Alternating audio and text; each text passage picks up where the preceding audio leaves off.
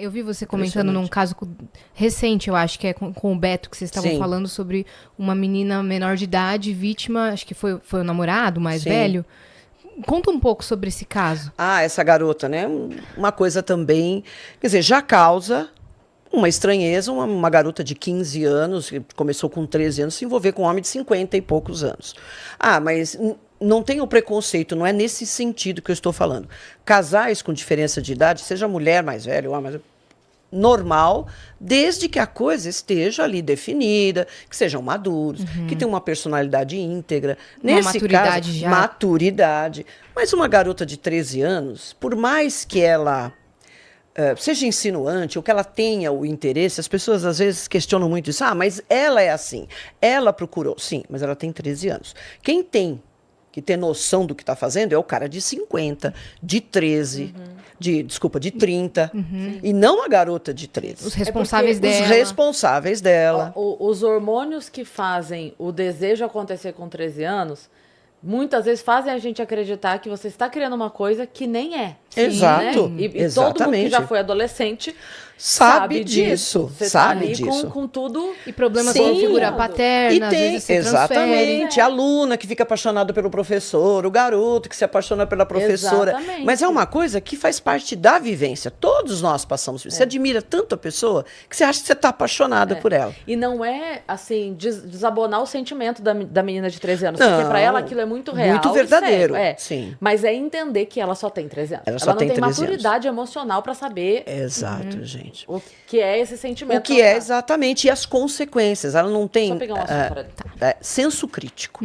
É uma das coisas que a gente precisa adquirir. Isso é só com a maturidade. Exatamente. Yasmin. Tem uma região do nosso cérebro, que é a região frontal, é o córtex pré-frontal. Isso já está estabelecido. Que é a última região que amadurece. Só fica definido. Então, com 20 a 25 anos. Tem gente que amadurece antes? Ok.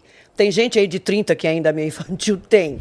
Mas é uma região, até mais, é uma região que biologicamente ele é a última a se estruturar. E é justamente o nosso eu social. É o senso crítico, discernimento, avaliação de consequência. Então você não pode esperar que uma criança ou um pré-adolescente, um adolescente de 12, 13, 14 anos tenha isso. Ele é capaz de uma série de coisas? Sim, claro. Mas ele não tem totalmente essa capacidade de avaliar até as consequências. Esse caso chamou a atenção, primeiro por isso, de uma garota, porque ela foi trabalhar na padaria do rapaz lá da região, né? E ela tinha 13 anos, ele é o dono. Né? Então aí tem uma série de questões, a gente não sabe exatamente como que era a família dela, as condições dela. O indivíduo já tem, em princípio, uma condição socioeconômica melhor, talvez você próximo, eu vou ter uma condição de vida melhor, ou ele vai ajudar a minha família. A gente tem que levar em conta todas essas situações. Mas o indivíduo já tem um histórico, entendeu? De ele violência. Já tinha outro? Sim. E passagem pela polícia, né? Sim, processos, respondendo. De agressão contra a própria filha, inclusive. Meu Deus. Agressão efetiva, vias de fato. Então ele já tinha um histórico.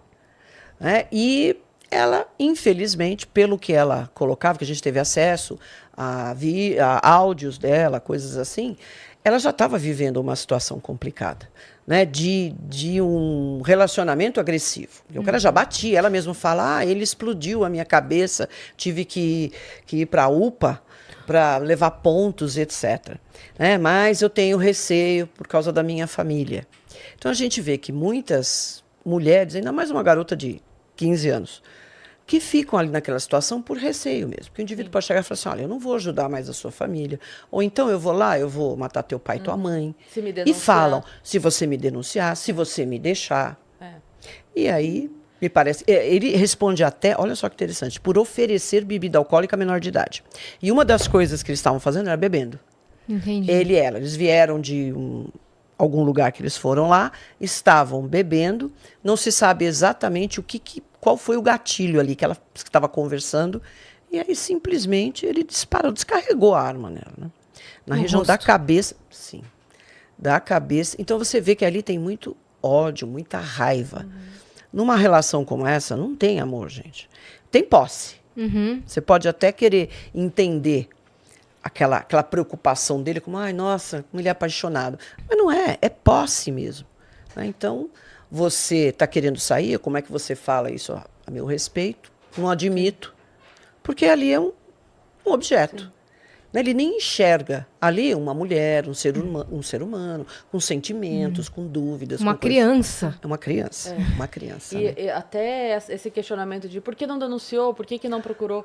Eu lembro que uma vez o Benê Barbosa, conhece o Benê Barbosa? É um amigo pessoal meu, ele enfim, ele trabalhou durante muitos anos com isso e ele fala uma vez que tem muita mulher. Como chama quando você pede aquele distanciamento, que você tem uma... Medida protetiva. Medida protetiva. Ele falou, tem muita mulher que morre que a medida protetiva é na mão. Sim. Esse é um dos fatores. Tipo, o papel olha só tá lá, o que é ela estatística. faz o que com o papel? Exatamente, gente. Então, a ideia, você percebe que é muito boa? Ok, essa medida protetiva é muito boa, mas precisa existir mecanismo do Estado, né, que deu suporte para aquela mulher, fala assim, ok, tá, nós vamos te tirar, você tem que tirar ela daí, porque a maioria faz o quê? Volta para casa. Pro mesmo lugar. Pro mesmo lugar. E quem garante que esse indivíduo vai ficar 1 quilômetro de distância, 500 metros? Não tem nem polícia para você colocar diante de todos esses casos. Você não tem nem polícia para falar assim, olha, agora eu vou né, determinar aqui que o investigador fique lá fazendo plantão na tua casa para ver se seu marido não vai. Não cabe. Então precisa de mecanismo que dê suporte para essa mulher. Sim. Em todos os aspectos. Uma rede de apoio. Rede de apoio, total. Desde psicológica, porque as pessoas também questionam. Mas é a mulher que gosta de apanhar. Por que não sai daí? Se fosse comigo. Nós não somos iguais. Uma mulher que acaba estabelecendo uma relação dessa é porque ela tem alguma vulnerabilidade. E todos nós temos. Não tem ninguém super... Super. Não tem momentos que nós estamos vulneráveis. Por qualquer coisa. Por um outro relacionamento. Porque tua autoestima. Por qualquer coisa. E esses indivíduos violentos, eles têm uma capacidade de chegar e falar, é aquela. Ele pode até tentar com várias pessoas. E as pessoas chegam e falam assim, esse papo aí, ou esse jeito não tá legal. Mas acaba atingindo alguém que tem uma vulnerabilidade. E isso não é demérito nenhum. Então, ela precisa realmente, se ainda ela permanece nisso, de um apoio psicológico. Claro, é uma prisão mental. Exatamente. Você tem que tirá-la disso, dessa situação, porque ela mesma, ela enxerga, mas não consegue, ela não vê saída. Tirá-la dessa situação, dar um suporte para ela e até para os filhos. Né? Até algum apoio econômico, que tem muita mulher que depende economicamente do indivíduo, e muitos fazem isso, acabam... Né, com qualquer possibilidade dessa mulher ter aí uma liberdade econômica. Mas mesmo que tenha, né, eu comento muito isso com o Beto. Eu tenho minha independência financeira. Ok, mas isso não quer dizer que você tenha autonomia. Então você vê muitas mulheres que têm um trabalho excepcional, excelente, está toda resolvida economicamente, financeiramente, e presa numa situação como essa. Né? E sofrendo todo tipo de humilhação e etc. E então, às vezes o cara faz ela cortar laços com amigos, com familiares. Sempre, Yasmin. Esse é um dos outro processos. dado. Sim. Quando eu morava em Sorocaba, eu sempre morei no mesmo bairro, né? Então, eu fui estudante e professora do mesmo bairro. Eu conhecia desde quem cresceu comigo até os novinhos que eu dava aula. E eu lembro que chegou uma mulher já era... Assim, já não era uma moça, já era uma mulher. Sim. Com 2 filhos chegou e o pessoal da igreja se movimentando para que ela trabalhasse e tal. E aí ela, na época eu também não tinha muita condição, mas ela era diarista. Então um dos dias da semana ela ia em casa. Ela ia na tua casa. E a história dela era tão absurda, ela estava trancada, ela era do Nordeste e ela fugiu, porque o marido trancava ela e os filhos em casa. Só liberava eles para que fossem para a escola e voltassem. E era cadeado mesmo, só ele tinha chave. Ele saía para beber, não aceitava que ela trabalhasse. Quando ele voltava, não tinha comida, porque obviamente ele também não trabalhava. Claro. Né? Ele gastava com a bebida. Aí ela apanhava com fome, porque não tinha comida. Porque não tinha mesmo, ela não podia sair para trabalhar e tal. E aí um dia ele chegou muito bêbado e dormiu pesado. E aí ela conseguiu pegar a chave e ela só saiu com os filhos.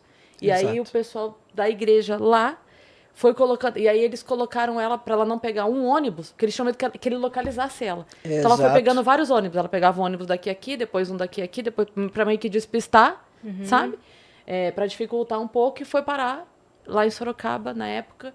E aí eu achava a história dela, você falava, cara, você foi muito corajosa. Você foi muito corajosa, porque ela largou tudo pra trás. Tudo. Tudo. Tudo. Mas tem que ser assim. Pegou os filhos e saiu. E recomeçar. Tem que ser cirúrgico. Nós comentamos já casos, gente, em que a mulher até ela consegue, a família dá um suporte, aí ela consegue uma maneira de manter um laço ainda com o indivíduo.